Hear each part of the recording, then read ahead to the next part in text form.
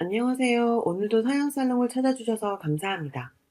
저는 30대 여자입니다.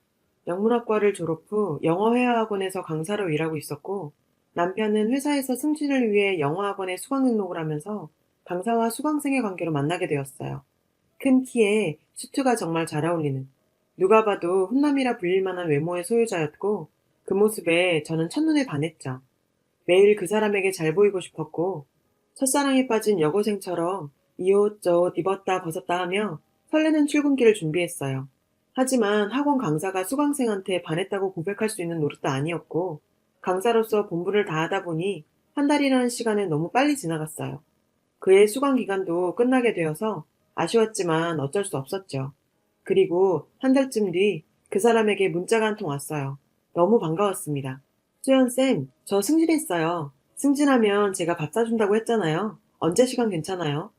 정말 가슴이 콩쾅콩쾅 요동을 쳤고 머릿속에 온갖 생각이 다 들었어요. 주말에 만나자는 약속을 잡은 뒤부터는 일도 손에 안 잡히고 그 사람을 만날 생각에 설레이는 하루하루를 보냈어요.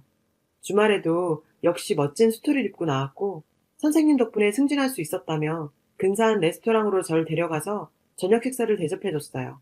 그때 제가 갑자기 무슨 용기가 난 건지 이 기회를 놓치면 앞으로 이 사람과 만날 기회조차 없을 것 같다는 생각에 좋아한다고 고백해버렸어요. 그는 알고 있었다는 듯이 미소 지으면서 저도 관심 없었으면 이렇게 비싼 식당에 데리고 왔겠냐면서 제 고백에 호응해줬고, 저희는 사귀게 되었습니다. 그 이후 1년간 정말 불같은 연애를 했어요. 제가 보고 싶다고 하면 새벽에라도 달려와준 남친은 제 28번째 생일날 프로포즈를 했고, 저희는 결혼을 약속했습니다. 양가 어른들의 결혼 승낙을 위해 지방에 있는 저희 집도 방문했는데요. 만두가게를 하시던 부모님은 훤칠한 남편을 보고는 우리 딸이 이렇게 멋진 신랑감을 데리고 왔다며 좋아하셨고, 따로 허락을 구할 필요도 없이 우리 딸 잘 부탁한다며 승낙해 주셨습니다. 올라가서 부모님 가져다 드리라며 만두도 포장해 주셨어요. 부모님이 싸주신 만두를 들고 남편 집을 방문했는데요. 어릴 때부터 사업을 하던 집이다 보니 어머니가 며느리에 대한 기대치가 높다며 조금 까다롭게 물어볼 수도 있다고 남편이 양해를 구했어요. 처음 뵙게 된 시부모님은 사업하시는 분들답게 소위 있으신 분들처럼 보이더라고요. 인사를 하고 저희 부모님께서 보냈다고 만두를 드렸어요. 어머님은 그 만두는 거들떠 보지도 않고 보자마자 신상 파악부터 하셨어요. 학교는 어디 나왔냐, 연봉은 얼마 받냐, 부모님은 뭐 하시는 분들이냐 등등 물으셨는데, 사실 당황하긴 했지만 며느리 될 사람에게 돌려 말하지 않고 그냥 편하게 직접적으로 물어보는 거라고 생각하고 잘 대답했어요. 뭔가 어머님은 탁탁지 않으신 눈치였지만 아버님께서는 환영해 주시면서 시댁에서도 결혼 승낙을 받게 되었습니다. 하지만 행복해야 할 결혼 생활은 시어머니의 횡포로 초반부터 삐걱댔어요. 결혼 초부터 어머님은 가족에게는 안 가져도 될 이상한 우월의식을 가지고 저를 대하시더라고요. 사업하는 집안 사모님 대접을 받고 싶어 하셨고, 그러다 보니 자연스럽게 만두가게를 하는 저희 친정을 무시했죠. 결혼 후 6개월 정도 지났을 때쯤이었어요. 어머님께서 친구분들을 집으로 초대하셨고, 저보고 잔치 음식을 준비하라며 집으로 부르셨어요.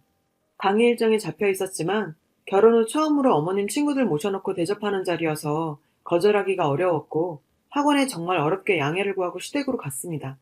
어머님한테 이번 기회에 점수 좀 따보자는 심정으로 친구분들께 최선을 다해서 음식을 대접했어요. 그런데 거실에서 들려오는 어머님과 친구들의 대화에 제 가슴은 찢어졌습니다. 며느리 싹싹하고 요리도 잘하네. 며느리 잘 본 것 같아. 학교도 와이드 나왔다면서 손주 머리도 좋겠네. 지 머리가 똑똑하면 뭐하냐. 집안이 만두가게 하는 집안인데. 난 정말 몰랐다. 만두가게 하는 집하고 사돈 맺을 줄. 만두가게가 뭐 어때서 그래. 대구에서 맛집으로 유명하다면서. 요즘엔 그런 맛집들도 돈 잘 벌어야. 그래봤자 만두집이지. 어디 우리 집에 가당키나 하니? 집안만 문제야? 외모는 또 어떻고. 우리 아들 옆에 있으면 무슨 꼬맹이같이. 야야 그만해. 네 며느리 듣겠다. 저를 옆에 두고 제 외모를 평가하다니요. 그건 사업하는 양반들의 예인가요? 그래도 그건 참을 수 있겠는데 만두 만든다고 고생하시는 저희 부모님까지. 조롱하는 대화를 듣고 저는 부엌 구석에서 소리 없이 엉엉 울었네요. 집에 돌아와서도 너무 분하고 억울해서 울면서 남편 퇴근하기만 기다렸고, 남편이 오자마자 울면서 하소연했는데 남편은 뭐 그런 걸로 우냐며 어머니가 친구들끼리 며느리 흉도 보고 그럴 수도 있지. 그런 걸 꼬치꼬치 다 따지는 너도 참 이상하다며 오히려 저를 타박하더라고요. 그 후로도 말도 안 되는 일들이 있었지만 다 얘기는 안 할게요. 결국 제가 이혼을 결심하게 된 결정적인 사건이 터졌습니다.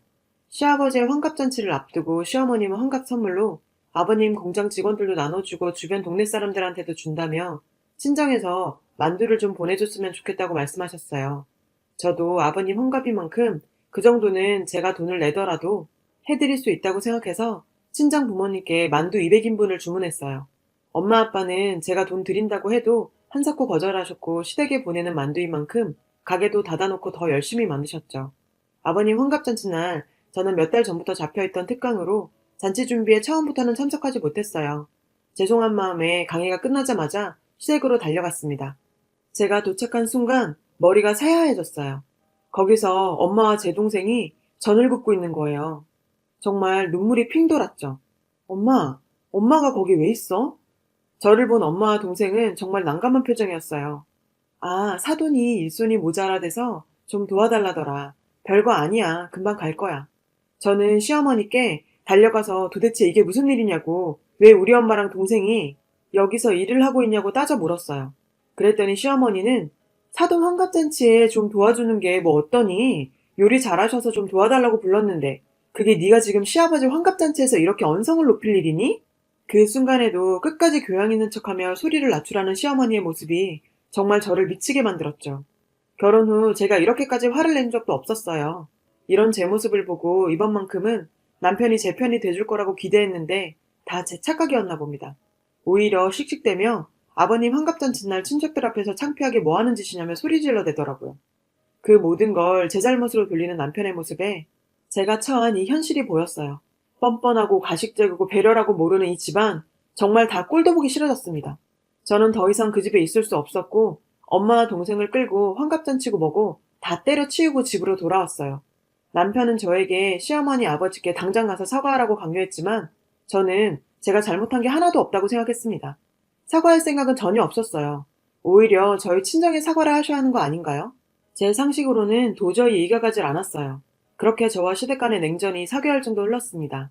시아버지와 친정아빠가 연세가 같아요. 그즈음 친정아버지 환갑잔치가 있었어요. 우리 아빠는 환갑잔치가 별 대수냐고 그냥 가족끼리 밥이나 함께 하자고 하셔서 조촐하게 생일상 차릴 계획이었는데 어떻게 알고 시부모님이 친정까지 내려오셨더라고요.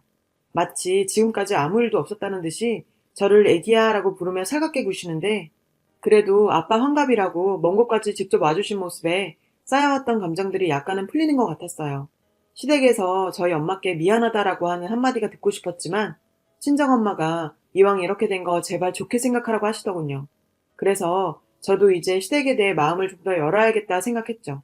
친정 부모님도 시부모님이 와주셔서 감사하다고 차린 건 없지만 많이 드시고 가시라며 아버지가 제일 좋아하시는 고급 양주까지 꺼내시고 나름 좋은 시간을 보냈습니다. 그리고 다음날 엄마한테 전화가 왔더라고요. 조심스레 물으시는 거예요. 수연아, 혹시 사돈이 봉투에 10,000원 넣었던데 이거 어떻게 된 일인지 알아? 아무리 그래도 사돈 환갑에 와서 10,000원 넣은 봉투를 내는 건 좀 아니지 않아? 정말 우리 엄마한테 들은 소리였지만 얼굴이 화끈거렸어요. 작년 아버님 환갑 때는 온갖 걸 요구하고 엄마를 불러서 일까지 시키더니 이 사람이 진짜. 일단 엄마한테는 엄마, 어머님이 실수로 잘못 넣었겠지. 내가 한번 물어보고 연락해줄게. 정말 어처구니가 없었어요. 학원에서 아프다고 조퇴를 하고 어머님 댁에 찾아가서 물었습니다. 어머님, 혹시 친정 아버지 환갑 때 10,000원 넣으셨어요? 혹시 실수로 잘못 넣으셨나 해서요. 흥분한 마음을 가라앉히고 최대한 공손하게 물어봤죠. 그래, 10,000원 넣은 거 맞다. 왜? 사돈이 그거 가지고 뭐라고 해? 아니, 뭐라고 하시는 건 아닌데 혹시나 한번 물어보라고 하셔서요. 너희 친정까지 가는 차비하며 시간하며 가준 것만도 고마워야지. 돈 적게 냈다고 그걸 가지고 트집 졌니 너희 집은? 어이가 없구나. 정말 어이가 없는 건 저였는데 그걸 오히려 적반하장으로 나오는 어머님을 보니 저도 지금까지 열심히 부여잡고 있던 이성의 끈이 뚝 하고 끊어지더라고요. 어머님, 아무리 그래도 10,000원은 너무하지 않나요? 제가 아니면 친정에서 언제 와달라고 했어요? 이렇게 사람 취급할 거면 오지 않는 게 더 고맙죠. 작년 아버님 환갑 때 어머님 주변 사람들한테 돌린다며 만두 좀 해달라고 하셔서 그 수량 맞추신다고 가게 닫고 하루 종일 만두 찌셨어요. 다 따지면 그것만도 200만 원이 넘어요. 그것뿐이에요? 저희 엄마 요리 잘하신다고 불러서 일 시킨 건 기억 안 나세요? 그랬더니 고작 만두 좀 줬다고 유세 부리는 거니? 10,000원이 너무해. 너희 집안이랑 우리 집안이 어울리기나 하니? 급도 안 맞는 집에 딸 시집 보냈으면 당연히 그 부모라도 봉사를 해야지. 뭐라고요? 이제 미치셨어요? 급 안 맞는 집이요? 봉사를 해야 한다고요? 그때 시어머니가 흥분했는지 갑자기 제 뺨을 때리시더라고요. 너 같은 걸 애초에 며느리로 받는 게 아니었어. 너 같은 건 내 며느리 할 자격도 없으니 내 아들 집에서 당장 나가! 진짜 똑같이 한 대 때리고 싶었지만 노인네 때려봤자 뭐하나 생각이 들어 참았습니다. 정말 저 말들을 듣고 있으니 어이가 없었어요. 신혼집은 제가 서울로 대학 처음 왔을 때 아버지가 몇 년간 월세 쓰는 것보다 사는 게 더 낫지 않겠냐며 투자 개념으로 샀고, 그 후 제가 서울에서 직장 생활하면서 저에게 상속해 주신 아파트였거든요. 어머님, 당신 아들이 말 안 했어요? 이 집 제 집인데요. 이 집에 당신 아들 집은 하나도 없으니 나가라면 당신 아들이 나가야죠. 그쪽 아들 결혼할 때 돈 한 푼 없었어요. 그것도 몰랐어요? 여기 가구, 전자제품들도 우리 집에서 다 해준 거고, 집에 사업이 어렵다고 해서 우리 집서도 별말 안 하고 당신 아들 몸만 오게 했더니 지금 와서 이상한 소리를 하시네요. 시어머니는 당황스러운 모습이었지만 오히려 신경질적으로 나오더라고요. 뭐, 당신? 너 이제 막 나가자는 거지? 어디서 만두집 따위 하는 집안년 우리 집안에 들였더니 완전 집안 꼴을 우습게 만드네. 만두집 따위요? 그래서 아버님께서는 그렇게 잘나셔서 만두집 따위한테 돈이나 빌리고 다니세요? 알고 계세요? 아버님이 저희 아빠한테 1억 넘게 빌려가신 거. 그것도 모르죠? 도대체 아는 게 뭐예요? 사업 힘들어지면서 결혼기간 내내 시아버님은 저희 아버지에게 손을 벌리셨고, 저희 아버지는 사돈이 부탁하니 어쩔 수 없이 조금씩 빌려주다 보니 1억이 넘는 금액을 빌려주시게 되었어요. 그리고 자꾸 그깟 만두집 하시는데 저희 아버지가 전국에 가게만 7개예요. 그쪽이 그렇게 자랑하는 당신의 다 쓰러져가는 공장보다 돈도 훨씬 더 벌어요. 저 당신 아들하고 이혼할 테니 당장 집에서 짐 빼라고 전해주세요. 당신 아들도 당신하고 똑같은 인간이더라고요. 당신 아들 데리고 잘 사세요. 아, 그리고 아버님이 빌려가신 1억 당장 갚으세요. 2년간 쌓여온 울분을 모두 털어내고 집으로 돌아온 저는 아파트 현관 비번도 다 바꾸고 늘 시댁편만 드는 남편에게 이혼을 통보했습니다. 남편은 도대체 왜 이러는 거냐며 겨우 이런 걸로 이혼해서 되겠냐고 도대체 이해를 못하겠다고 하더라고요. 저렇게 지가 무슨 짓을 한 건지 이해도 못하는 놈한테 아무런 정도 느껴지지 않았습니다. 당신 엄마가 우리 아빠 환갑 때 오셔서 10,000원 낸 거 알아? 10,000원이라고. 아예 오지를 말던가. 시아버지 환갑 때 어떻게 했는지 기억 안 나? 만두 해오라 뭐 해오라는 것도 모자라 우리 엄마랑 동생 너희 집에서 일까지 시켰잖아. 근데 내가 네 엄마한테 화 좀 낸 게 잘못이니? 너도 똑같은 놈이야. 그냥 꺼져. 어차피 이 아파트도 내 거고 네 짐이랑 네 몸만 빼면 되니까 싸서 나가. 아니다. 당장 나가라. 넌 이 집에 다시 들어올 생각도 하지 마. 내가 짐 다 싸서 너희 집으로 보낼 테니 앞으로 연락하지 마. 저도 서울 생활에 너무 지치기도 했고 이혼 소송을 하면서 휴직을 내고 잠시 친정에 있기로 했는데 내려온 지 며칠 지나지 않아 시부모님이 저를 찾아왔습니다. 다짜고짜 시아버지께서 무릎을 꿇으시며 한 번만 용서해주면 안 되겠냐며 사과하셨고, 그걸 본 시어머님은 당신 미쳤냐고 뭐 이딴 년한테 무릎을 꿇냐며 아직도 여전한 모습이더라고요. 그 모습에 시아버지께서는 어머님께 소리를 치셨어요. 이 집안 말아먹으려니 아들 이혼남 만드는 것도 모자라 남편 빚쟁이 만들 생각이야? 내가 다 설명했잖아. 그렇게 머리가 안 돌아? 우리가 지금 당장 1억 2천이 어딨다고. 너도 당장 빌어. 어쩌겠어요. 돈이 없어서가 아니라 인성이 저 모양이니 꿇어야죠. 참, 저를 무시하던 시어머니가 제 앞에 무릎 꿇고 있다는 사실에 속이 시원하더라고요. 저희 부모님께는 제가 있었던 일을 다 말씀드리지도 않았고 친정도 장사하느라 제가 시집에서 어떤 취급당했는지 자세히 알지는 못했다고 하셨는데 서돈이 와서 무릎까지 꿇으니 일의 심각성을 알게 되신 거예요. 아버님과 남편은 저에게 계속 빌었고 시어머니는 여전히 뚱하더라고요. 사람이 단번에 바뀌겠어요. 여기서 물러서면 저만 또 바보 되는 게 불보듯 뻔한데요. 3-4시간을 그렇게 앉아서 빌다 돌아가셨어요. 친정에선 네가 원하는 대로 하라며 채권 권한을 저에게 이임해 주셨죠. 저는 그 시부모의 채권자가 되었습니다. 이혼은 절대 안 된다고 고집을 부려서 현재 이혼 소송에 들어가 있습니다.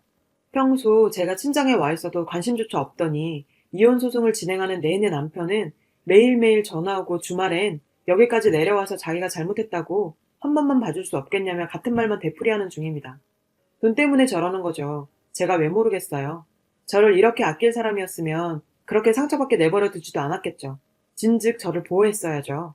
절대로 용서할 생각 없습니다. 끝까지 돈 다 받아내고 그 사람들 바다까지 가던 말던 상관없이 살렵니다. 누군가한테 응원도 받고 싶고 많은 생각이 들어 글을 쓰기 시작했는데 왠지 마음 정리가 되는 것 같네요. 읽어주신 모든 분들 행복한 삶 사시길 바랍니다. 여러분, 사연 댓글에 응원과 현명한 조언 부탁드려요. 좋아요와 구독은 저에게 큰 힘이 됩니다. 오늘도 좋은 일 가득하세요.